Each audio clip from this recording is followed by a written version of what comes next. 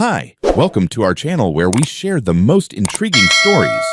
Jack had always known trouble could come knocking, but he never expected it to arrive in a sleek black SUV with a smiling tyrant in designer heels. His land had been in his family for generations, untouched by outsiders, until the HOA decided it was theirs for the taking. They should have known. Jack wasn't the surrendering type.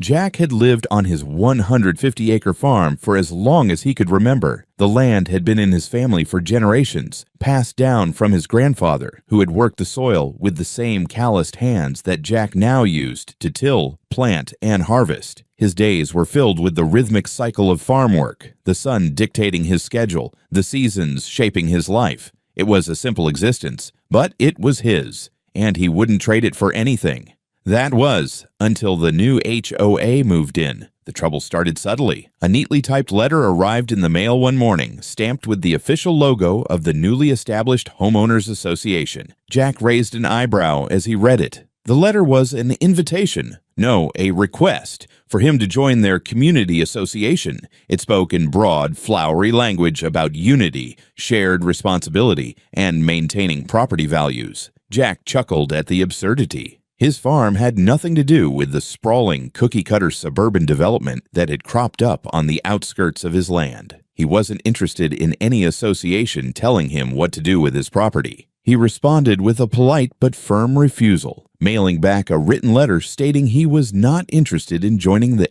HOA.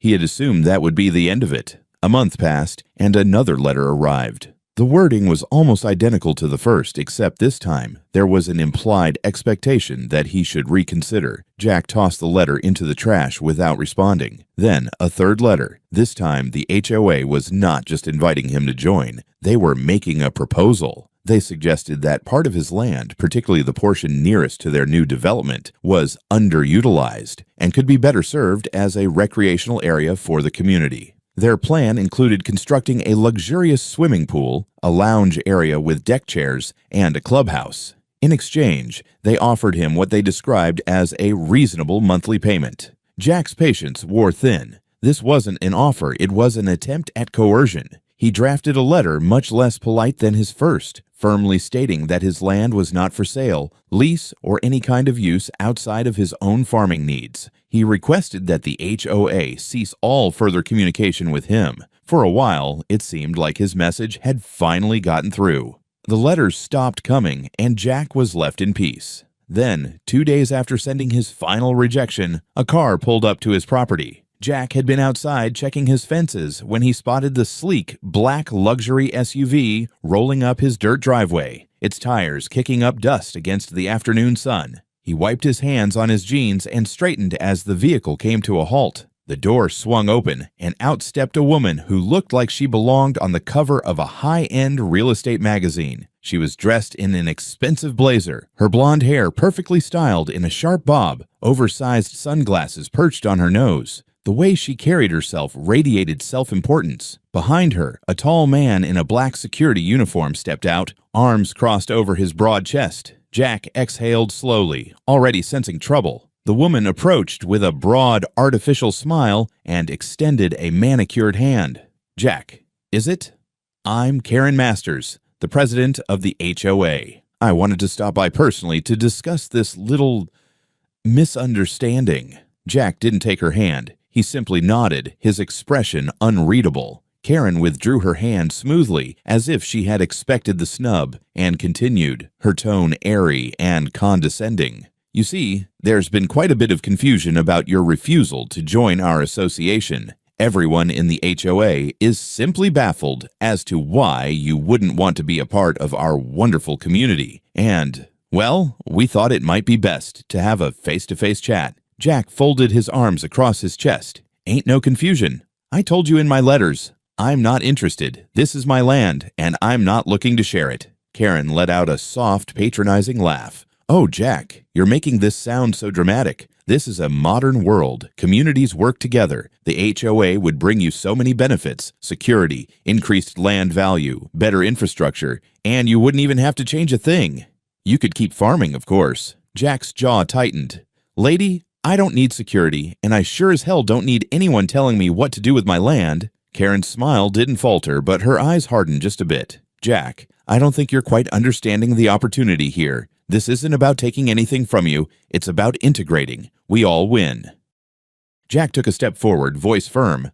"Not interested. And I don't want you or anyone else from your HOA on my property again. Next time you come out here without permission, I'll consider it trespassing." Karen regarded him for a long moment before nodding slowly. Then, as if flipping a switch, she beamed again and took a step back. "Well, I certainly hope you reconsider. Either way, best of luck to you, Jack." With that, she turned on her heel, motioning for the security man to follow. Jack watched as they climbed back into the SUV and drove off, disappearing in a cloud of dust. Jack exhaled, shaking his head. He had a bad feeling about this. The days following Karen's visit were eerily quiet.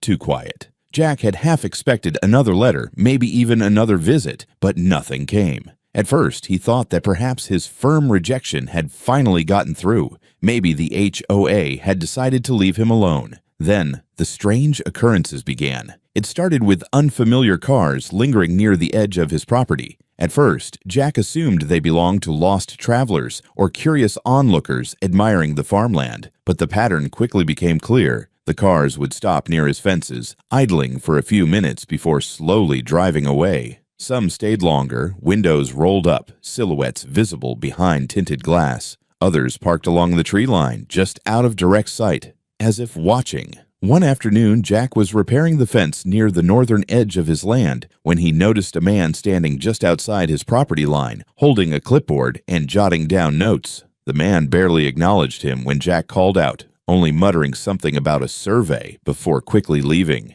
Jack's gut told him that it wasn't just a coincidence. Then, the inspection started. The first was a surprise visit from a county zoning official claiming to be responding to an anonymous complaint about improper land use. The inspector poked around for nearly an hour, checking permits and zoning regulations, only to find nothing wrong. A few days later, a state agriculture official showed up unannounced, citing another anonymous report about potential contaminated soil. Again, nothing was found. Jack had been farming this land for years. He knew every inch of it, every blade of grass, every row of crops. The accusations were baseless, but they weren't stopping.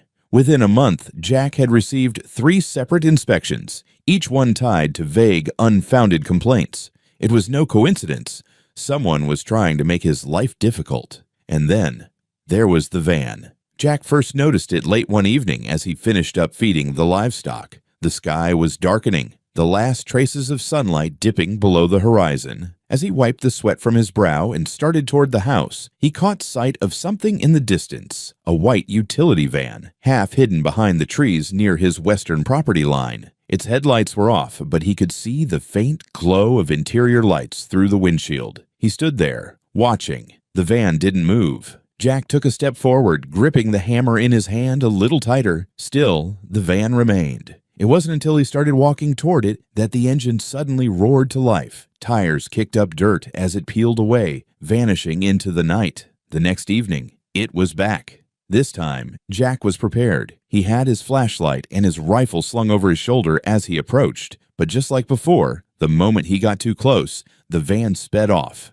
They were watching him. Whoever was behind this wanted him to know he was being watched. That night, Jack lay awake in bed, staring at the ceiling. The strange cars, the inspections, the van lurking in the shadows. Someone was trying to rattle him. But who? He didn't need to think too hard about it. The HOA had gone silent after Karen's visit, but silence didn't mean surrender. As he turned onto his side, the distant hum of crickets and rustling leaves outside his window was suddenly interrupted by a faint, mechanical whirring. Jack frowned, sitting up. The noise was distant but unnatural, like an insect's buzzing amplified 100 times over. He climbed out of bed, grabbing the flashlight from his nightstand. Moving cautiously, he stepped out onto the porch. The farm was blanketed in darkness, the moon casting a faint glow over the fields. But high above, just barely visible against the night sky, a small red light blinked. A drone. Jack's jaw tightened. It was hovering directly over his property, circling slowly, its camera undoubtedly recording every inch of his land. He watched as it moved, tracing a deliberate path above his barn, his house, his fields. Whoever was controlling it wasn't just flying for fun. They were gathering information. A slow burn of anger spread through his chest. Enough was enough. Jack turned on his heels, stepping inside to grab his Remington 700. He moved quickly but methodically, loading around as he stepped back onto the porch. Taking a deep breath, he raised the rifle, aligning the scope with the floating intruder. One shot. A loud crack split the night, echoing across the empty fields. The drone jerked midair, its lights flickering wildly before it spiraled down, crashing into the tall grass near the tree line. Jack lowered his rifle, exhaling as the silence settled once again. But his victory was short-lived. In the distance, just beyond where the drone had fallen, headlights flared to life. The van. It had been there the entire time, hiding just out of sight. Jack didn't move as he watched the vehicle hesitate for just a moment before peeling away, disappearing down the dirt road. Whoever had been operating the drone hadn't expected him to fight back. Jack smirked. They had just made their biggest mistake. He slung the rifle over his shoulder and strode toward the fallen drone. It was a high-end model with a sophisticated camera and GPS tracker still attached. Jack picked it up carefully, inspecting the intact pieces. This wasn't just some hobbyist's toy. This was surveillance, and now he had proof. The following morning, Jack barely had time to drink his coffee before he heard the sound of tires crunching against the gravel driveway. He looked up from the kitchen table, peering out the window, and felt his jaw tighten. The same black luxury SUV that had appeared at his farm weeks ago was now pulling up to his porch. Jack sighed, already knowing who it was. He grabbed his phone and before stepping outside, casually pressed record. As expected, Karen Masters emerged, slamming the car door behind her with a force that betrayed her carefully composed demeanor. She was furious, her manicured nails gripping her expensive handbag with a white-knuckled intensity. But she wasn't alone. This time, she had brought two men with her, both dressed in business casual attire, but their broad builds and stiff postures screamed security. Jack stepped onto the porch, arms crossed, waiting for the storm to begin. Karen didn't waste a second. "How dare you!" she shrieked, marching toward him with her heels stabbing into the dirt. "You had no right to destroy HOA property." Jack raised an eyebrow. "HOA property? You mean the drone that was spying on me?" Karen scoffed. "Spying? Don't be so dramatic. That drone was simply mapping the area for future community development. You had no legal grounds to shoot it down, and now, thanks to your recklessness, you've stolen our equipment." Jack nearly laughed. "So let me get this straight. You claim that your drone, which was flying over my private property without my consent, was conducting business for the HOA. You do realize that's illegal trespassing, right?" Karen's expression faltered for just a second, but she recovered quickly, flipping her hair back with a forced chuckle. "Oh, don't be ridiculous. The drone wasn't doing anything wrong. And frankly, you're the one causing all these problems by being so difficult." Jack took a step forward, his voice calm but firm. "I don't owe you or your HOA a damn thing. My land isn't for sale, isn't for lease, and sure as hell isn't up for community projects. And since you seem so interested in the drone, well, you'll have to take it up with the police, because I turned it over to them last night." Karen's smile vanished. Her jaw tensed, and for the first time, a flicker of uncertainty crossed her face. "You called the police?" she repeated slowly. Jack nodded. "That's right, and they were very interested in why a private homeowners association was running unauthorized surveillance on someone who isn't even a member." Karen's fists clenched at her sides. "You're making a huge mistake, Jack. Do you have any idea who you're messing with?" Jack shrugged. "I think the better question is, do you?" Silence stretched between them. Her two security goons shifted uncomfortably, waiting for her next move. Finally, Karen exhaled sharply, regaining her composure. But this time, she didn't bother with the fake pleasantries. She glared at Jack, her voice dropping into a venomous whisper. "Listen, you stubborn old fool. You have one last chance to make the right decision. Either you sign the damn contract, lease us part of your land, and stop fighting this, or your peaceful little farm life is going to become a living hell." Jack didn't even flinch. He held her gaze, his voice steady. "If hell means never dealing with you again, I'll take my chances." Karen let out a dry, humorless laugh. "Fine, have it your way, but don't say I didn't warn you." With that, she turned on her heel, storming back to the SUV. The security goons followed, but before climbing in, she cast one last look at Jack. "You'll regret this," she hissed. Jack watched as the SUV sped down the road, dust kicking up in its wake. He had no doubt she meant those words, but Karen had made a critical mistake. She had threatened him on record. Jack looked down at his phone, still recording. He stopped it and saved the file. She thought she could scare him into submission, but now she had just given him more ammunition for the fight ahead. Jack had expected Karen to retaliate, but even he underestimated just how far she was willing to go. 3 days had passed since their last confrontation. He hadn't seen her SUV or any suspicious cars near his land, but he knew better than to assume she had backed down. She was planning something. He could feel it. That evening, Jack sat in his living room discussing the situation with his attorney, Michael Carter. Michael was a sharp, no-nonsense lawyer who had been handling land disputes for years. He had already begun gathering evidence for a potential lawsuit against the HOA. Letters, recordings, drone footage, everything that painted a picture of harassment and illegal activity. Honestly, Michael said, sipping his coffee, they don't have a legal leg to stand on. If they push this further, they're the ones who will end up in court. Jack nodded, but he couldn't shake the uneasy feeling in his gut. It wasn't just about legalities anymore. Karen wasn't playing fair. Then, the headlights appeared. Jack's head snapped toward the window as an SUV rolled up his driveway. His stomach tightened when he saw another black vehicle following closely behind. 2 cars. Not good. Michael frowned. Expecting company, Jack didn't answer. Instead, he reached for his phone and quietly started recording. The moment he stepped outside, Karen's voice cut through the cool evening air like a blade. "You coward! Running to your lawyer like a scared little child?" Jack stepped off the porch, hands resting at his sides. "I see you brought some friends," he said, eyeing the 2 large men standing beside her. They weren't just security goons. These men were built like enforcers. Karen smirked. "Well, since you insist on escalating things legally, I thought I'd come by one last time to offer you a way out." Jack said nothing. He already knew where this was going. "You're going to drop your lawsuit," Karen continued, her voice sickly sweet. "And in return, I'll make sure you don't regret this little misunderstanding. It's a win-win." Jack tilted his head. "And if I don't?" Karen's smile faded. She glanced at the 2 men beside her. "Then I'm afraid we'll have to handle things differently." One of the enforcers stepped toward Jack, cracking his knuckles. Jack exhaled slowly, glancing over his shoulder toward the house. He knew Michael was inside, listening. "Let me get this straight," Jack said, dragging out the moment. "If I don't back down, you're going to—" "What? Have your boys rough me up? Destroy my property?" Karen sighed dramatically. "Jack, you're making this so difficult. Why are you holding on to this stupid farm like it's some sacred ground? You could be making real money if you just played along. But no, you had to be stubborn.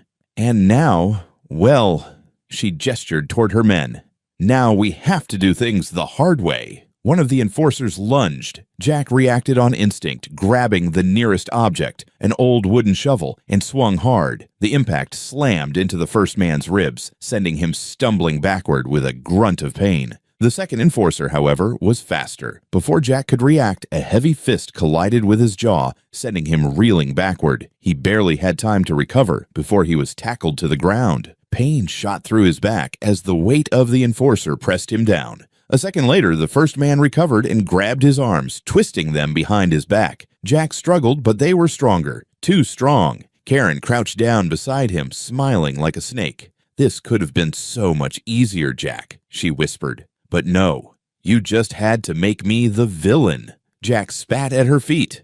"You always were." Karen sighed and stood, dusting off her expensive jacket. "Tie him up, load him in the car. We'll make sure he learns his lesson." Jack's heart pounded. He knew what this meant. They weren't just going to rough him up. They were planning something worse. But before they could finish, the distant sound of sirens cut through the night. Karen's head snapped up, her eyes widening in shock. Jack let out a short, strained laugh. "Guess you took too long." The enforcers hesitated. Then, in an instant, chaos erupted.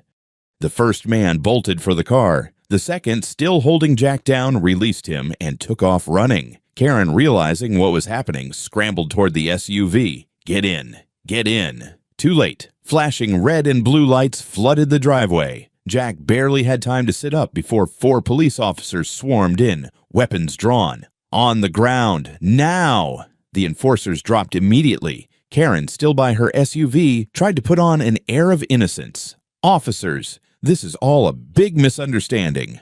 But Jack was already holding up his phone. "Got it all recorded," he said, shaking off the pain in his wrists. "Threats, assault, attempted kidnapping. It's all here." The lead officer didn't hesitate. "Karen Masters, you're under arrest." For the first time, Karen lost her composure completely. "What? You can't do this!" she shrieked, struggling as the officer pulled her hands behind her back. "I'm the victim here. This isn't fair." Jack slowly got to his feet, his muscles aching. He turned toward the house and saw Michael standing on the porch, phone still in hand. "You good?" Michael called. Jack grinned despite the bruises forming on his face. "Never better." Karen, now fully in cuffs, turned her furious glare toward him. "This isn't over, Jack." Jack just chuckled. "Oh, I think it is." As the officers led Karen and her goons toward their cars, Jack exhaled deeply. The nightmare was finally coming to an end. But justice was just getting started. Jack sat in the back of the ambulance, letting the paramedic dab disinfectant on the cut near his temple. His ribs ached from the beating, but it wasn't anything he couldn't handle. What mattered was that Karen was in cuffs. From his seat, he could see the police officers securing the crime scene. The two goons had already been shoved into the back of a squad car, their heads down, avoiding eye contact. Karen, however, was still causing a scene. "You don't understand," she shrieked, struggling against the officer's grip as he guided her toward another cruiser. "This is a mistake. That man is a criminal. He attacked us. He stole our drone. I am the president of this community. Do you have any idea who I am?" The officer wasn't impressed. "Yeah, we do. And you're under arrest for attempted kidnapping, assault, and conspiracy to commit a crime. You have the right to remain silent." "This is harassment," Karen howled. "I will sue this entire police department. My lawyer will—" "Anything you say can and will be used against you in a court of law," the officer continued, completely unfazed as he shoved her into the back seat and slammed the door shut. Jack smirked. Michael walked up to him, arms crossed. "Well, that was satisfying." Jack nodded.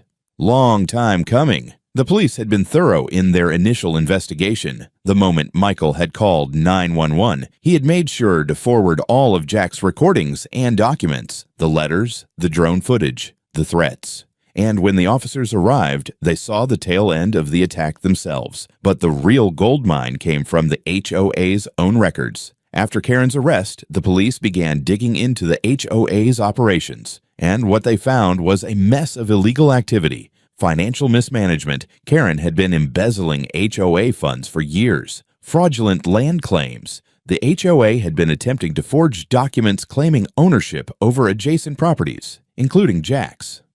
Multiple reports of HOA harassment. Jack wasn't the first person they had tried to bully into submission. When detectives searched Karen's personal and HOA office files, they found proof of her involvement in the drone surveillance, the staged inspections, and even the anonymous complaints meant to get Jack shut down. By morning, the case against her was airtight. Jack received a call from Detective Ramirez, the lead investigator, later that day.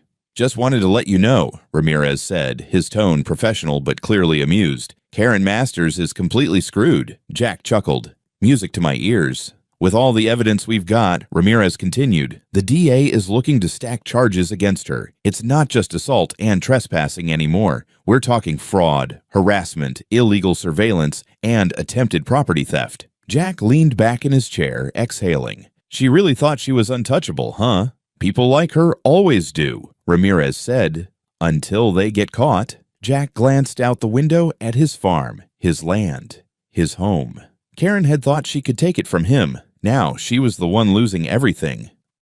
Jack sat in the front row of the courtroom, his hands folded calmly in his lap as he watched Karen Masters take her seat at the defendant's table. She looked nothing like the arrogant, untouchable HOA president she had once been. Gone were the expensive clothes, the polished confidence, and the smug superiority. In their place was a woman who knew she had already lost. Her eyes darted nervously around the room, her hands fidgeting in her lap as she whispered furiously to her attorney. The trial had been swift. With the overwhelming amount of evidence against her, Karen's defense had no leg to stand on. Jack had taken the stand, recounting the months of harassment, threats, and the attempted kidnapping in detail. The prosecution had played the recordings of her threats, displayed the documents proving fraudulent land claims, and presented witness testimony from other homeowners who had suffered under her HOA's reign. But the real nail in the coffin was the footage from the police body cams the night Karen had been arrested. Her hysterical threats, her attempt to spin the situation in her favor, and most damning of all, her own words caught on Jack's phone. Either you sign the damn contract, or your peaceful little farm life turns into hell. The jury had barely needed 2 hours to reach a verdict. Now, as the judge shuffled his papers and adjusted his glasses, the room fell into tense silence. "Will the defendant please rise?" the judge ordered. Karen slowly stood, her face pale, her hands trembling. The judge cleared his throat and delivered his sentence. 20 years in federal prison. Gasps and murmurs rippled through the courtroom. Karen let out a choked sob, her body swaying as if she might collapse. In addition, the judge continued, the court orders financial restitution to the plaintiff, Jack Carter, in the amount of $600,000, as well as damages to other affected homeowners. The defendant will also forfeit her role as president of the HOA, and a full investigation into the association's financial misconduct will proceed immediately. Karen let out a strangled scream. "This isn't fair," she shrieked, turning to her lawyer, who simply avoided her gaze. "I was only doing what's best for the community. You can't do this to me." The judge rapped his gavel.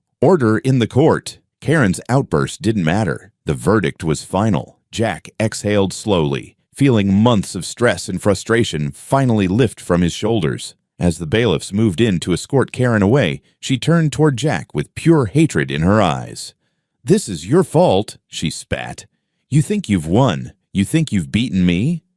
Jack simply smirked, leaning back in his chair. "Looks that way, doesn't it?" Karen screamed in frustration as she was dragged from the courtroom, her shouts echoing down the hall. It was over. Outside, Jack stepped into the fresh afternoon air, feeling the sun on his face. Michael clapped him on the back. "Well, I'd say that went about as well as we could have hoped." Jack nodded. "Better, actually. Think the HOA will keep bothering you?" Jack let out a chuckle. "Not after this. They'll be too busy trying to save their own asses once the financial investigations start." Michael grinned. "So, what's next?" Jack looked out over the distant fields of his land. His land. For the first time in months, it truly felt like his again.